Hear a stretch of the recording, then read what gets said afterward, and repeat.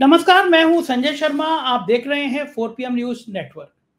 देश के जाने माने पत्रकार अभय दुबे जी, उनके साथ रोज शो करता हूं और बहुत बढ़िया बढ़िया मजा आता है मुझे उनके साथ रोज शो करने में।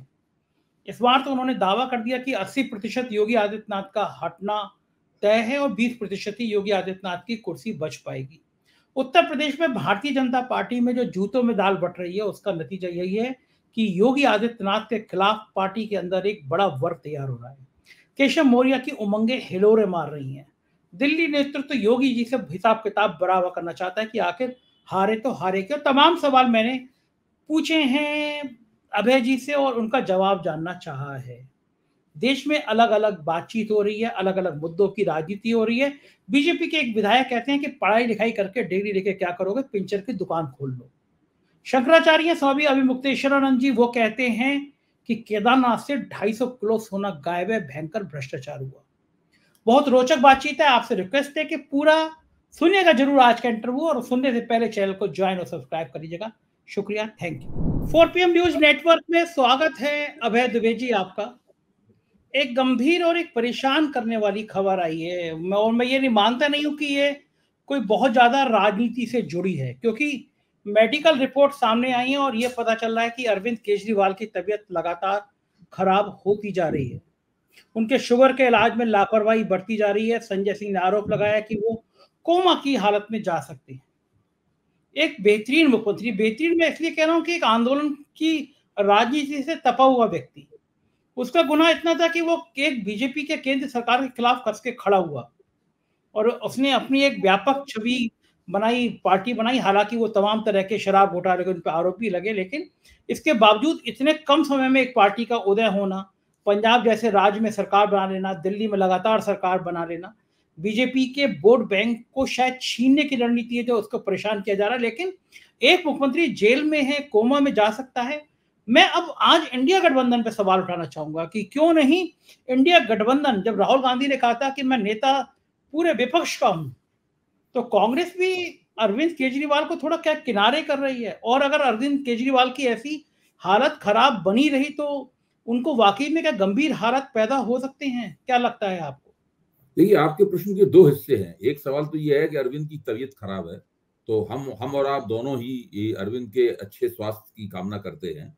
और इसलिए भी क्योंकि वो भारतीय लोकतंत्र के लिए, मैं ये मानता हूं कि वो एक तरह की मिसाल है। अरविंद केजरीवाल जब से वो दिल्ली के मुख्यमंत्री बने हैं, उन्होंने एक खास तरह के गवर्नेंस का, एक खास तरह का मॉडल पेश किया है, जिसको मैं दिल्ली मॉडल ऑफ गवर्नेंस कहता हूं। और जो गुजरात मॉडल ऑफ गवर्नेंस बिल्कुल अलग तरह का है। ये जो मॉडल ऑफ गवर्नेंस है, इसके अंदर जो सामाजिक क्षेत्र है उसमें काफी पैसा, बजट का पैसा काफी लगाया जाता है स्वास्थ्य और शिक्षा जैसे मामलों पर, जो देश की और कोई भी राज्य सरकार नहीं करती। दूसरे, अरविंद केजरीवाल ने गरीब तबकों के अंदर असाधारण लोकप्रियता हासिल की है, और दिल्ली के मध्य वर्ग से लेकर दिल्ली का गरीब तबका उनको नेता मानता है। और इस वक्त दिल्ली में अगर कोई एक राजनीतिक नेता है, पॉलिटिकल लीडर है, तो वो अरविंद केजरीवाल हैं। उनके कद का नेता ना तो कांग्रेस के पास है, ना ही भारतीय जनता पार्टी के पास नेता है। हालांकि वो दोनों पार्टियां बहुत पुरानी हैं और कई और दिल्ली पे शासन भी कर चुकी हैं, लेकिन अरविंद केजरीवाल इन सबसे अलग है। दूसरी बात यह है कि जब संजय सिंह ये आरोप लगा रहे हैं कि वो कोमा में जा सकते हैं, तो उस वक्त सरकार को निकलकर आना चाहिए, या तो उनके आरोपों का खंडन करना चाहिए, या बताना चाहिए कि अरविंद केजरीवाल का मेडिकल बुलेटिन क्या है। ये सरकार की जिम्मेदारी है। इस वक्त वो सरकार की हिरासत में, यानी जुडिशियल हिरासत में, न्यायिक हिरासत में। तो जेल प्रशासन को या जो भी उसके जिम्मेदार लोग हैं, उनको चाहिए कि तुरंत प्रेस कॉन्फ्रेंस करके अरविंद केजरीवाल की स्वास्थ्य संबंधी जो चर्चाएं हैं, उन चर्चाओं को विराम दें और बिल्कुल उनका स्पष्ट रूप से बताएं कि उनके स्वास्थ्य की ये स्थिति है। क्योंकि देखिए, वो चुने हुए मुख्यमंत्री हैं, बिल्कुल ठीक बात है। लगातार जेल में रहते हुए भी मुख्यमंत्री के पद के ऊपर काबिज हैं। अभी बीच में सुप्रीम कोर्ट ने उनको लोकसभा चुनाव में प्रचार करने के लिए जेल से एक विशेष जमानत भी दी थी। और इस वक्त भी पीएमएलए के केस में सुप्रीम कोर्ट उन्हें अंतरिम जमानत दे चुका है। उनको पहले लोअर कोर्ट ने नियमित जमानत दी, और अभी पीएमएलए केस में उनको अंतरिम जमानत उनको मिली है। अब उनके ऊपर सीबीआई का केस है, जो कि पीएमएलए के केस जैसा नहीं है। पीएमएलए केस में जो अभियुक्त होता है, उसकी जिम्मेदारी होती है कि वो अपने आप को निर्दोष घोषित करे, निर्दोष साबित करे। लेकिन सीबीआई के केस में सीबीआई की जिम्मेदारी है कि वो अरविंद केजरीवाल को दोषी साबित करें। तो इसमें जमानत पाना अरविंद केजरीवाल का अधिकार है, ये देर सवेर की बात है, उनको जमानत मिल जाएगी और वो जेल से बाहर आ जाएंगे। लेकिन इस बीच में उनके स्वास्थ्य की रक्षा करना ये जेल प्रशासन का और सरकार का कर्तव्य है। सरकार को चाहिए कि वो अपने इस कर्तव्य के ऊपर ध्यान दे। अगर अरविंद को कुछ ऊंच नीच हो गई तो इससे वो बदनामी होगी सरकार की, अंतरराष्ट्रीय स्तर पर बदनामी होगी सरकार की, और भारत में तो होगी वो अलग है ही। अब आइए आपके इंडिया गठबंधन की क्या राजनीति है। जहां तक मैं समझता हूं, इंडिया गठबंधन ने, खासतौर से कांग्रेस के प्रवक्ता ने, इस मामले में बहुत ही स्पष्ट पेश किया है। जब अरविंद केजरीवाल की सुप्रीम कोर्ट में अंतरिम जमानत मिली तो उस वक्त टीवी पे जो बहस हुई उसमें कांग्रेस की तरफ से सुरेंद्र राजपूत थे, और सुरेंद्र राजपूत से जब पूछा गया कि भाई आप ही ने तो पहली शिकायत की थी, ये आपका इस बारे में क्या कहना है, तो सुरेंद्र राजपूत ने बिल्कुल स्पष्ट रूप से कहा, बिल्कुल मतलब बिना किसी जिसे कहते बिना किसी उसके हिचक के, सुरेंद्र राजपूत ने कहा कि अरविंद केजरीवाल की जिस तरीके से गिरफ्तारी हुई, साथ में उन्होंने हेमंत सोरेन का भी नाम लिया, जिस तरह हेमंत सोरेन की 2 मुख्यमंत्रियों की गिरफ्तारी हुई, उसके बाद अरविंद केजरीवाल के खिलाफ 6 से 6-7 चार्जशीटें एक के बाद एक सप्लीमेंट्री चार्जशीटें दी गई। वो सीधा सीधा राजनीतिक नेताओं का और विपक्ष के दमन का उदाहरण। मतलब उन्होंने कांग्रेस की तरफ से एक जरा भी कोई हिचक नहीं दिखाई। मैं ये मानता हूं कि कांग्रेस का केंद्रीय नेतृत्व, मैं दिल्ली के जो छुटभइये नेता हैं उनकी बात नहीं कर रहा हूं, वो तो अपने मन से बोलते हैं, कोई पार्टी की उन्हें संस्कृति हो ये भी कोई जरूरी नहीं, लेकिन कांग्रेस का जो केंद्रीय नेतृत्व है उसने अपने प्रवक्ताओं को और अपने नेताओं को पूरी तरीके से हिदायत दे रखी है इस सवाल पर वो अरविंद केजरीवाल और हेमंत सोरेन के साथ मजबूती के साथ खड़े हो। मुझे नहीं लगता कि इंडिया गठबंधन के अंदर इस सवाल को लेकर किसी भी किस्म का कोई भ्रम है या किसी भी किस्म के उनकी दो राय है। लेकिन लगता है कि आपको कि आम आदमी पार्टी इस घटनाक्रम से, इस तरह उनको परेशान करने से, आम आदमी पार्टी के नेताओं को जेल से डालने से क्या कमजोर होगी, या आम आदमी पार्टी कस के मुकाबला करेगी और सिंपैथी बढ़ेगी अरविंद केजरीवाल को लेकर? देखिए, ये तो एक तरह से देखा जाए इसको अंग्रेजी में कहते हैं ब्लेसिंग इन डिस्गाइज। जब अरविंद केजरीवाल जेल से बाहर थे, मनीष सिसोदिया भी जेल से बाहर थे, तो यही दोनों आम आदमी पार्टी के सबसे बड़े नेता थे। नंबर 1 पर अरविंद केजरीवाल, नंबर 2 पर मनीष सिसोदिया। सरकार में भी यही स्थिति थी। तो दूसरी कतार का नेतृत्व था, वो चमक कर सामने नहीं आ पाता था। लगता था कि यही 2 नेता हैं, बाकी ठीक है, बाकी और लोग भी हैं लेकिन वो काम कर रहे हैं, लेकिन वो उनके ऊपर कोई फोकस नहीं था, कोई रोशनी नहीं थी।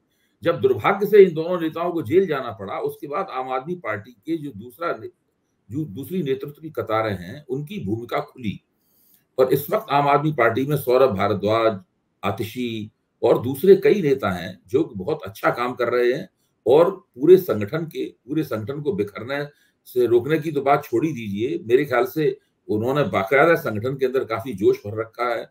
और जिस तरह से लेफ्टिनेंट गवर्नर के जरिए पूरी सरकार को अपने शिकंजे में टेक ओवर कर लेने की जो कोशिश हुई है, उस कोशिश के खिलाफ लगातार वो लोग संघर्ष कर रहे हैं। तो मुझे नहीं लगता कि आम आदमी पार्टी के पास में नेताओं का ऐसा टोटा है, या अरविंद केजरीवाल की गिरफ्तारी से या मनीष सिसोदिया की गिरफ्तारी से वो हतोत्साहित हो गए हैं और उनके ऊपर खराब असर पड़ेगा। लोकसभा का चुनाव गुजर चुका है, और विधानसभा चुनाव में मानता हूं अभी भी आम आदमी पार्टी कांग्रेस या भारतीय जनता पार्टी से काफी आगे। बिल्कुल ठीक बात है। मैं छोटी कुछ महत्वपूर्ण घटनाओं के बारे में भी आपका रुख जानना चाहूंगा। महाराष्ट्र में छगन भुजबल ने शरद पवार से मुलाकात करी और महाराष्ट्र की राजनीति में फिर गर्माहट पैदा होनी शुरू हो गई। आपको लगता है कि कुछ महीनों बाद विधानसभा के चुनाव होने हैं महाराष्ट्र में? महाराष्ट्र में शरद पवार फिर एक पावर सेंटर बन के उभरेंगे? अजीत पवार क्या दोबारा से, या अजीत पवार के विधायक फिर शरद पवार के खेमे में चले जाएंगे? और अगर ऐसा हुआ तो क्या भारतीय जनता पार्टी की स्थिति कमजोर होगी? बहुत मजेदार बात सामने आ रही है कि एक सीनियर जर्नलिस्ट है, उन्होंने मुझसे कहा कि कुछ नहीं करना, विपक्ष को दुआ करनी है कि 20 रैली मोदी जी कर दें और 20 रैली अमित शाह कर दें, बीजेपी का कबाड़ा हो जाएगा। तो महाराष्ट्र शायद पहला राज्य होगा मेरे ख्याल से मणिपुर, मेघालय के बाद में, जहाँ के नेता कह रहे हैं कि मोदी जी और अमित शाह अगर आ गए तो हमारा कबाड़ा हो जाएगा। क्योंकि वहां पे गुजरात बनाम महाराष्ट्र की लड़ाई भी तेजी से हुई और हमने देखा कि कितना भारी नुकसान हुआ महाराष्ट्र में भारतीय जनता पार्टी को।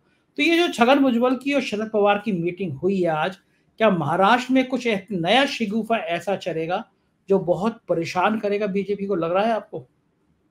मुझे तो लगता है कि भारतीय जनता पार्टी और श्रीकांत शिंदे की जो शिवसेना है उसकी रीढ़ की हड्डी में ठंडी लहर दौड़ गई होगी इस खबर से। क्योंकि हम लोग पहले भी कह चुके हैं, मेरे 4 PM पे भी चर्चा हो चुकी है इस बात की हमारे और आपके बीच में, क्योंकि महायुति अगर टूटता है तो सबसे पहले उसको अजित पवार की तरफ से टूटना शुरू होगा। और अजित पवार की महायुति में जो लोकसभा चुनाव में जो बेइज्जती की गई है और जो उनकी हालत रही है, उसको जिस तरह छगन भुजबल ने डिफेंड किया था, बचाव किया था, आपको ध्यान होगा लोकसभा नतीजों पर है, तो वो मुझे तो लगता है कि महायुति विधानसभा चुनाव तक इस स्थिति में नहीं रहेगा, इस स्थिति में अभी है, इसमें बिखराव होगा। श्रीकांत शिंदे दोबारा शिवसेना में नहीं आएंगे, उन्हें बीजेपी के साथ मिलकर ही चुनाव लड़ना पड़ेगा। लेकिन पूरी संभावना है कि अजित पवार की जो राष्ट्रवादी कांग्रेस है, वो उसका बड़ा हिस्सा या उसका एक बहुत या वो पूरी की पूरी ही दोबारा अपनी जो पेरेंट पार्टी है, अपनी जो मूल पार्टी है, उस पार्टी में मिल जाए। इस बात की बहुत संभावना है। मैं ये नहीं कह रहा हूं कि ऐसा शर्तिया तौर पर होगा, काफी कुछ परिस्थितियां किस तरीके से विकसित होती हैं इसके ऊपर निर्भर करता है। लेकिन शरद पवार जो महाविकास अघाड़ी है उसके भी प्रमुख केंद्रीय रणनीतिकार हैं और इस वक्त वो महायुति के मौजूदा अस्तित्व के लिए भी एक खतरा बने हुए।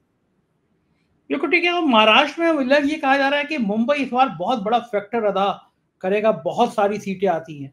लग रहा है कि मुंबई की सिंपैथी इस बार को जरूरत से ज्यादा ही उद्धव के पक्ष में दिखाई दे रही है। मैं भी रह के आया मुंबई एक हफ्ते और मैंने देखा कि उद्धव के पक्ष में लोगों की सहानुभूति है कि इस बार उद्धव को हम सीएम बना सकते हैं। क्या उद्धव को चेहरा बनाना चाहिए मुख्यमंत्री का महाविकास अघाड़ी को, या बिना चेहरे के चुनाव लड़ना चाहिए?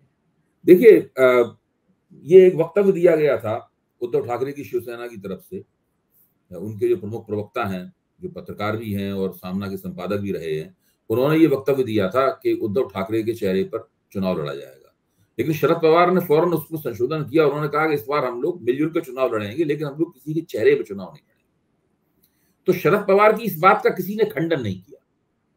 ऐसी बात नहीं, शरद पवार के इस सवाल के ऊपर आपसी वहां मारकाट शुरू हो गई, किसी ने खंडन नहीं किया। कांग्रेस ने भी कुछ नहीं कहा, उद्धव ठाकरे की शिवसेना की तरफ से भी कोई बात नहीं आई, और राष्ट्रवादी कांग्रेस के नेता तो खुद शरद पवार हैं ही।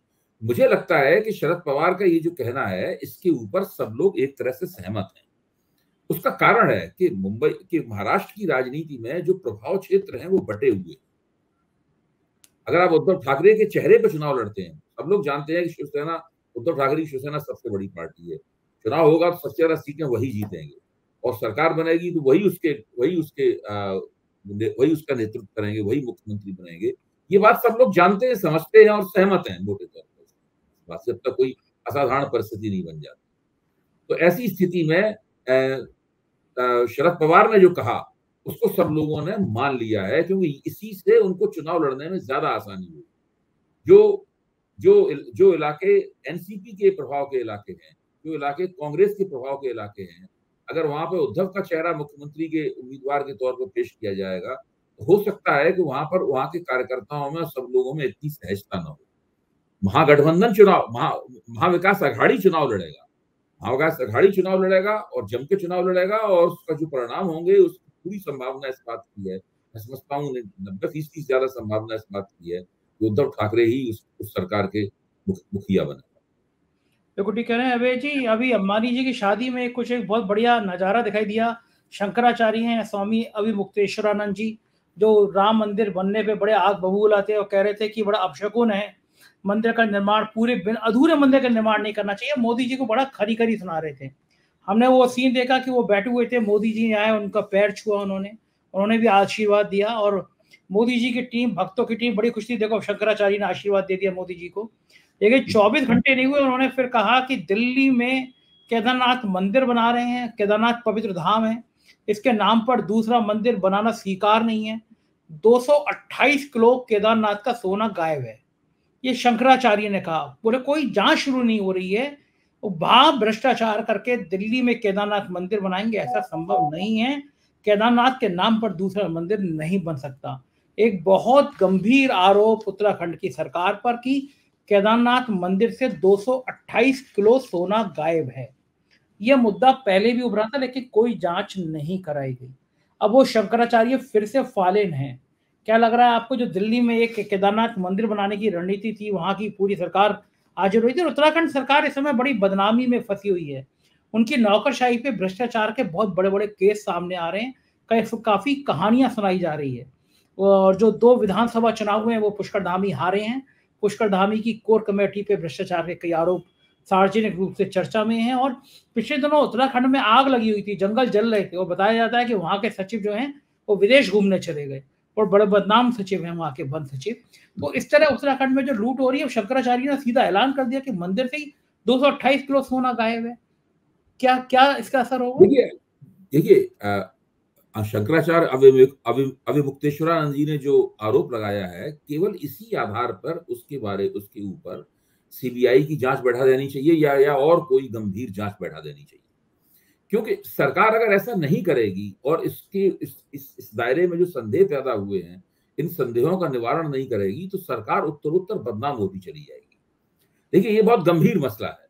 भारतीय जनता पार्टी जो हिंदू हितों की प्रतिनिधि की बात करती है, सनातन धर्म की बात करती है, उसको तो इस मामले में और भी ज्यादा संवेदनशील रवैया दिखाना चाहिए।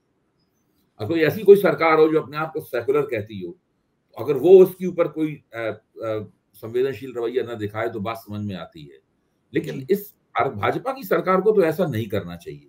और उत्तराखंड में भारतीय जनता पार्टी का लंबे अरसे से राजनीतिक दबदबा है, और लोकसभा में भी दबदबा दिखा चुकी है, विधानसभा में भी दबदबा दिखा चुकी है, लेकिन उपचुनाव के नतीजे बताते हैं। और अभी आपने जो विवरण दिया कि वहां भ्रष्टाचार किस स्तर का भ्रष्टाचार हो रहा है और कितनी बदनामी हो रही है, और किस गवर्नेंस की हालत क्या है, अगर यही स्थिति बनी रही तो भारतीय जनता पार्टी, इस तरह उत्तर प्रदेश में उसने अपना दबदबा खो दिया है, उस तरह उत्तराखंड में भी अपना दबदबा खो देगी।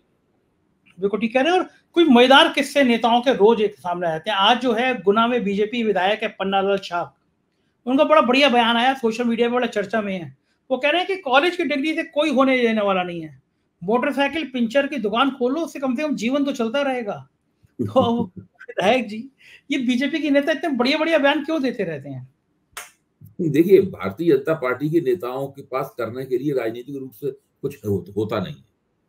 आपको ध्यान होगा कि रतन शारदा ने जब ऑर्गेनाइजर में अभी जो अपना लेख लिखा था, जो कि डॉक्टर मोहन भागवत के नागपुर के वक्तव्य के बाद वो लेख प्रकाशित हुआ था, उसमें क्या लिखा था रतन शारदा ने जो कई बातें लिखी थी, उसमें से एक बात ये भी थी कि भारतीय जनता पार्टी के तमाम कार्यकर्ताओं और नेताओं का काम सरकार की योजनाओं का प्रचार करना रह गया है। तो जब नेता और कार्यकर्ता केवल सरकार की योजनाओं का प्रचार करना रह गया है, और इसी के साथ साथ एक बात जो उन्होंने नहीं लिखी थी वो ये भी है कि इनका काम बड़े नेताओं के लिए भीड़ जुटाना रह गया है। जैसे मैं दिल्ली में किसी से पूछता हूँ, भाई भाजपा दिल्ली में चुनाव क्यों नहीं जीतती? भाई भाजपा ने पिछले 30 साल से दिल्ली में चुनाव नहीं जीता है। 30 साल से भाजपा ने चुनाव नहीं जीता, जबकि केंद्र में 10 साल से इनका दबदबा कायम है, उसके बावजूद भी 30 साल से दिल्ली विधानसभा में चुनाव नहीं जीता है। तो मुझे बताया गया, मतलब एक भाजपा के ही एक नेता ने बताया मुझे कि यहाँ के भाजपाइयों का तो काम केवल ये है कि बड़े बड़े नेताओं के लिए केवल भीड़ जुटाना रह गया। उनके पास खबर आती है कि आज इतने 10,000 लोगों का इंतजाम करो, आज 20,000 लोगों का इंतजाम करो, और वो उसी में जुटे रहते हैं। दरअसल वो जनता के साथ उनके कोई संपर्क है ही नहीं। तो ऐसी स्थिति में भारतीय जनता पार्टी के नेता और कार्यकर्ता के पास में न कोई राजनीतिक काम है, न उसके पास कोई राजनीतिक एजेंडा है, न पिछले 10 साल से राजनीति के बारे में कुछ सोचने समझने की क्षमता भी उसकी कुंद हो गई है। तो इस वक्त भारतीय जनता पार्टी का जो कार्यकर्ता वर्ग है, दुनिया का सबसे ज्यादा नाकारा कार्यकर्ता वर्ग, उसको कुछ भी नहीं पता है। अगर आप उत्तर प्रदेश की स्थिति में अलग से गौर करें, तो आपको उत्तर प्रदेश की स्थिति में गौर करेंगे तो आपको ये दिखाई पड़ जाएगा कि वो नकारापन किस किस्म का है। आपने बिल्कुल सही कही। मैं उत्तर प्रदेश पे ही आता हूँ। उत्तर प्रदेश में इस समय जूतों में दाल बट रही है। एक बहुत करारी हार हुई है, और उसके खिलाफ बाद में योगी आदित्यनाथ के खिलाफ साजिशें तेज हो गई हैं। रोज कोई ना कोई योगी आदित्यनाथ के खिलाफ एक चिट्ठी जारी कर देता है, बयान जारी कर देता है। मोती सिंह ने कहा मैंने इतना भ्रष्टाचार नहीं देखा, जौनपुर के विधायक ने कहा यह हालत रहा तो 2027 में सरकार नहीं आएगी। अनुप्रिया पटेल केंद्रीय मंत्री, मोदी की मंत्री, ने सीधा कह दिया कि आपके दलित और पिछड़े वर्ग के लोग जो हैं उनको नौकरियां नहीं मिल रही हैं। संजय निषाद ने आज ये कह दिया अगर बुलडोजर चलाओगे तो वोट कहां से आएगा। अफसर बेईमान, अफसर भ्रष्टाचार। गोरखपुर से एमएलसी आते हैं देवेंद्र प्रताप सिंह, उन्होंने शिक्षकों के डिजिटल हाजिरी का जिक्र करते हुए कहा कि भयंकर भ्रष्टाचार हुआ है, नौकरशाही बेकाबू है, रोज एक दो नेताओं के बयान जारी कराए जा रहे हैं। केशव मौर्य का बयान वायरल कराया जा रहा है कि संगठन से बड़ी सरकार नहीं होती। जिस चेतावनी भरे लहजे में केशव मौर्य ने कहा, और पलट के योगी आदित्यनाथ ने कहा कि लगता है हम ओवर कॉन्फिडेंस में आ गए थे। तो ओवर कॉन्फिडेंस में तो वो लोग आ गए थे जिन्होंने नारा दिया था अब की बार 400 पार। लेकिन क्या लगता है कि जो योगी आदित्यनाथ के खिलाफ जो साजिशें हो रही हैं, क्या इस बार योगी अपनी कुर्सी बचा पाएंगे या योगी जी की विदाई तय है? देखिए, योगी जी की तरफ से इसका मुकाबला करने की कोशिश भी की जा रही है। आपने जो विवरण दिया वो अभी टीवी चैनलों में इसकी चर्चा चल रही है। मैं अभी अभी उस चर्चा से ही भाग लेके आ रहा हूँ। जिन वक्तव्यों का आपने जिक्र किया वो सारे वक्तव्य वहां दिखाई भी गए थे। योगी आदित्यनाथ की तरफ से इसका विरोध करने की कोशिश भी की जा रही है। लेकिन है क्या कि पार्टी का संगठन उनके हाथ में नहीं है। पार्टी के ऊपर भूपेंद्र चौधरी काबिज कर दिए गए, स्वतंत्र देव सिंह को हटा दिया गया। स्वतंत्र देव सिंह को वो रखना चाहते थे योगी जी। आजकल केवल स्वतंत्र देव सिंह ही योगी जी के साथ नजर आते हैं, बाकी और कोई नजर ही नहीं आता। तो स्थिति ये है, पार्टी का संगठन उनके हाथ में नहीं है। वैसे भी वो भारतीय जनता पार्टी की जो सांगठनिक प्रक्रियाएं हैं, योगी जी खुद भी उसकी देन नहीं है। योगी जी उस तरह भाजपा के अंदर भीतर कभी भी एक नेता के तौर पर शुरुआत से लेकर आखिर तक कभी सक्रिय नहीं रहे। तो वो तो एक दूसरे उनकी शख्सियत दूसरे किस्म की है। इसके लिए उनको प्रधानमंत्री बनने का मौका मिला। एक आप जानते हैं अजीत भारती का एक ट्विटर हैंडल है, एक्स के ऊपर उनका एक हैंडल है उनका। तो वो उनका, और वो आप जानते हैं कि वो दक्षिणपंथी जो एक उग्र राष्ट्रवादी विचार होता है उसकी नुमाइंदगी करते हैं। और राहुल गांधी के खिलाफ उन्होंने एक फेक न्यूज चलाई थी जिसका कर्नाटक में उनके खिलाफ मुकदमा दर्ज किया गया। जब वहां की पुलिस पकड़ने आई तो नोएडा की पुलिस उनकी रक्षा में खड़ी हो गई। तो अजीत भारती ने, आप देखिए, एक अपना एक्स पे टिप्पणी लिखी है इस बारे में। उससे मैं टिप्पणी आपको छोटी सी है, मैं आपको सुनाता हूं पढ़ के, इससे अंदाज हो जाएगा कि किस तरीके से खुला खेल फरक्कावादी चल रहा है। यूपी से समाचार आ रहे हैं कि योगी के विरोध में विधायकों को उकसाया जा रहा है। यह कार्य उत्तर प्रदेश के किसी पूर्व ऑब्लिक वर्तमान उप मुख्यमंत्री द्वारा ऊपर से आ रहे निर्देशों के आधार पर हो रहा है। और ऊपर इन्वर्टेड कॉमा में किसी तरह से चुनाव में हुई हार का पूरा भार योगी आदित्यनाथ पर डालने के उपक्रम चल रहे हैं। ऊपर के लोग राष्ट्रीय और क्षेत्रीय मीडिया का भी पूर्ण सदुपयोग कर रहे हैं। सदुपयोग इन्वर्टेड कॉमा में। आज के संदर्भ में देखा जाए तो भले ही पार्टी में नरेंद्र मोदी के उत्तराधिकार पर संशय हो, पर जनता ने यह पद 2019 से ही योगी को दे रखा है। आज भी राष्ट्रीय परिदृश्य में योगी की छवि को कोई क्षति नहीं पहुंची है। उत्तर प्रदेश की राजनीति और पार्टी की आंतरिक राजनीति चाहे जो भी हो, भाजपा के अगले नेता के रूप में जो स्वीकार्यता होगी वह अभी किसी नेता की नहीं है। हालांकि हर बड़े नेता का लक्ष्य प्रधानमंत्री पद होता है, पर प्रारंभ ही अंतिम चुनाव करता है। यदि चुनाव में 71 और 63 सीटों की जीत का श्रेय कोई लेता है तो 33 का श्रेय भी वहीं जाना चाहिए। प्रश्न यह है कि टिकट किसने बांटे थे? दागी लोगों को पार्टी में लाकर 6 महीने में टिकट क्यों दिया गया? हर नेता के उत्थान की राह में षड्यंत्र अपने ही लोग करते हैं। जो भी विधायकों को उकसा रहे हैं वो भूल जाएं कि योगी के चेहरे के बिना भाजपा 2027 में वापसी कर लेगी। योगी को यूपी से हटाने का प्रभाव आपको बिहार से लेकर कर्नाटक तक दिखेगा। अपने भविष्य की अंत्येष्टि हेतु लकड़ियां इकट्ठा करना बंद कीजिए, पूर्व वर्तमान उप मुख्यमंत्री जी। ये उन्होंने लिखा है। अब इससे अंदाजा लगा सकते हैं। अब देखिए, योगी जी ने जो कहा कि भाई अति आत्मविश्वास की वजह से हम हारे, तो जाहिर है कि उनका इशारा सीधे सीधे अमित शाह और नरेंद्र मोदी की तरफ। अब उनको मोदी जी का उत्तराधिकारी मानने वाले, प्रधानमंत्री पद का उम्मीदवार मानने वाले एक जो सज्जन है, उन सज्जन का पूरा हमने आपको समीक्षा या उनकी टिप्पणी आपको पढ़ के सुनाई। तो योगी जी की तरफ से भी कोशिशें की जा रही हैं, लेकिन मैं समझता हूं ये बहुत कमजोर किस्म की कोशिशें। उनके खिलाफ जो ताकतें खड़ी हो गई हैं, योगी जी के खिलाफ ताकतें खड़ी हो गई हैं, वो बहुत शक्तिशाली। और जब तक या तो नरेंद्र मोदी स्वयं हस्तक्षेप करके किसी तरीके से योगी जी को इन ताकतों के आक्रमण से बचाएं और एक बार कहें, उनके कंधे में हाथ रख के तस्वीर खिंचाएं, इससे पहले उन्होंने तस्वीर खिंचाई थी, और एक बार ये कहें कि भाई यही उत्तर प्रदेश के मुख्यमंत्री रहेंगे, वरना इस वक्त वो त्रिशंकु की तरह अधर में लटके हुए। उन्हें भी नहीं पता है, उनके समर्थकों को भी नहीं पता है कि उनको कब तक मुख्यमंत्री रखा जाएगा। मुझे तो लगता है कि जैसा अगर यही रवैया चलता रहा तो उपचुनाव खत्म होने के बाद ही उनको हटाने की प्रक्रिया शुरू हो जाएगी, और कोई भी एक घटना करा दी जाएगी, कोई कांड करा दिया जाएगा, कोई धरना करा दिया जाएगा, कोई मांग उठवा दी जाएगी, और उस प्रक्रिया में उनको हटा दिया जाएगा। उनको फिर से गोरखपुर लौट जाना पड़ेगा। और वो सुबह शाम, सुबह गायों को चारा खिलाएंगे, फिर दिन में अपने पूजा अर्चना करेंगे, मेहनत की जो जिम्मेदारियां हैं उन जिम्मेदारियों को पूरा करेंगे। अब तो वो सांसद भी नहीं है, सांसद के पद से तो उन्होंने मुख्यमंत्री बनने के बाद इस्तीफा दे दिया था। तो फिर अब योगी जी को सोचना होगा कि अगर उन्हें हटा दिया, मेरे ख्याल से तो योगी जी ने अपनी उस एजेंडे पे भी काम करना शुरू कर दिया होगा कि जो अगर उन्हें हटाया गया तो उन्हें क्या करना है। देखो ठीक बात, ऐसी बात नहीं, वो भी हाथ पे हाथ रख के नहीं बैठे होंगे।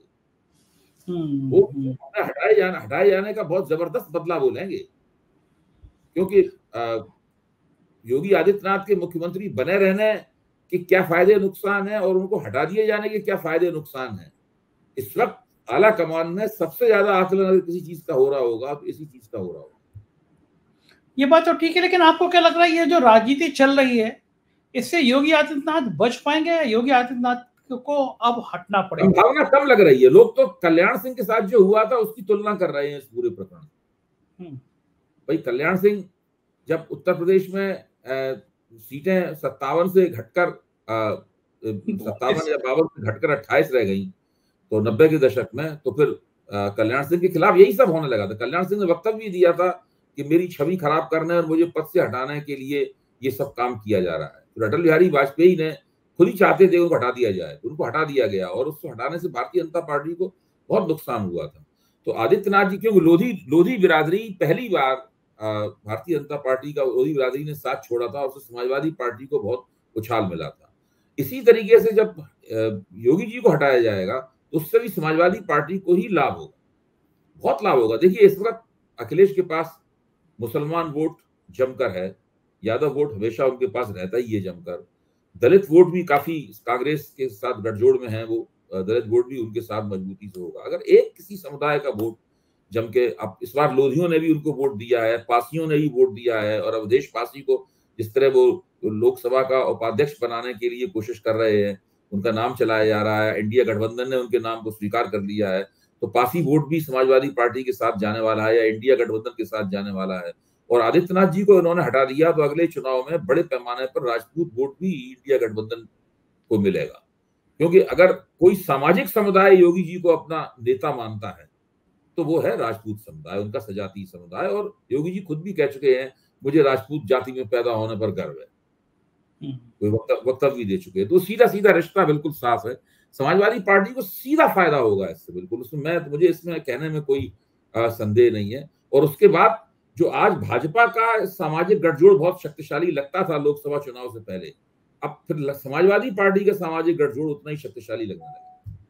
देखो ठीक है, आखिरी सवाल, एक और बात कह दूं संजय जी, योगी जी को हटाने, अगर भाजपा हटाना चाहती है तो बहुत लंबा इंतजार वो नहीं करवाएगी, इनको 6 महीने में ही हटा दिया जाएगा। देखो एक आखिरी सवाल, हटाने का प्रतिशत कितना और योगी जी के हटने का प्रतिशत कितना और योगी जी के बचने का प्रतिशत कितना? मेरे ख्याल से 80% तो हटना लग रहा है, हटना 20% ही बच सकते हैं। देखो ठीक बात है, बहुत बहुत शुक्रिया। वो तभी बचेंगे जब मोदी जी को ये लगेगा कि भाई इनके हटाने का बहुत नुकसान हो जाएगा, वो खास हटाया जाए। रखने का नुकसान कम है, हटाने का नुकसान ज्यादा है, फिर उनको रख गया। बहुत बहुत शुक्रिया अभय जी, आपने इतना कीमती समय दिया, आभार, थैंक यू। तो ये थे अभय दुबे जी और आपने पूरी बातचीत सुनी और आप इस निष्कर्ष पर पहुंचोगे। बातचीत बहुत रोचक और सारगर भी थी, कैसी लगी बातचीत बताइएगा, थैंक यू।